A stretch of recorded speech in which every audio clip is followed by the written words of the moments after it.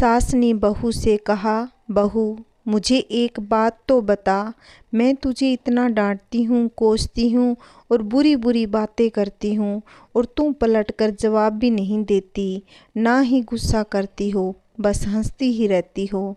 बहू को तो जैसे सुनाने को कहानी ही मिल गई। कहने लगी, माँ जी आपको एक बात बताती हूँ।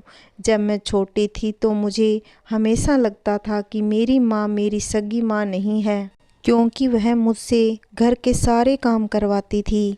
कोई काम मुझसे गलत हो जाता तो मुझे डांट भी पड़ती और कभी कभी मार भी पड़ती थी, लेकिन माँ थी वह मेरी। मुझे उनसे डर भी लगता था, कभी कभी गुस्सा भी आ जाता था, लेकिन मैंने कभी उन पर गुस्सा नहीं किया। यहाँ तक कि जब मैं कॉलेज से थकी हुई घर आती तो कुछ देर आराम करने के बाद तुरंत मुझे सारे काम करने पड़ते। जब मेरी भाभियाँ आई तो जबकि काम तो ज़्यादा बढ़ गए। होना तो यह चाहिए था कि बहू आई तो सारी जिम्मेदारियां उस पर डाल दी जाए, लेकिन मेरी माँ ने फिर भी मुझसे सारा काम करवाया। कभी कभी तो भाभियों के काम भी मुझसे करवाया करती और कहती, कर दिया करो, कुछ नहीं होगा, तुम्हें ही आसानी होगी जब तुम अपने ससुराल जाओगी।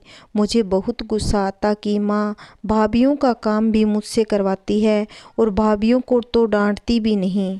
फिर मेरी शादी के 2 दिन पहले मेरी माँ ने मुझे प्यार से अपने पास बिठाया और कहने लगी, बेटा आज तक समझना कि मैं तेरी सास थी।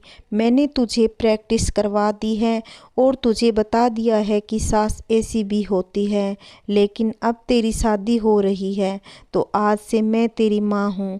बेटा जब तुम्हारी सास तुझे कुछ कहे तो समझना कि जैसे मैं ही तुम्हें कह रही हूँ। बस यही बात थी माँ जी की मुझे आपकी बातें बुरी नहीं लगती, क्योंकि माँ ने मुझे प्रैक्टिस करवा कर भेजा।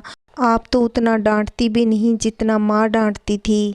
इतना कहकर बहू हंसते हुए किचन में चली गई और सास सोचने लग गई कि क्या सच में बेटियों की परवरिश ऐसे करनी चाहिए। कहानी के माध्यम से हमने सुना कि हर माँ को अपनी बेटी को अच्छी शिक्षा देनी चाहिए, परिवार में बड़ों की इज्जत देना सिखाएं, घर में छोटे बड़े काम जरूर सिखाएं, ताकि ससुराल जाकर सास के डांट ना खानी पड़े। अगर मेरी कहानी आपको अच्छी लगी हो तो चैनल को सब्सक्राइब करना, लाइक करना और कमेंट करना। Bye bye.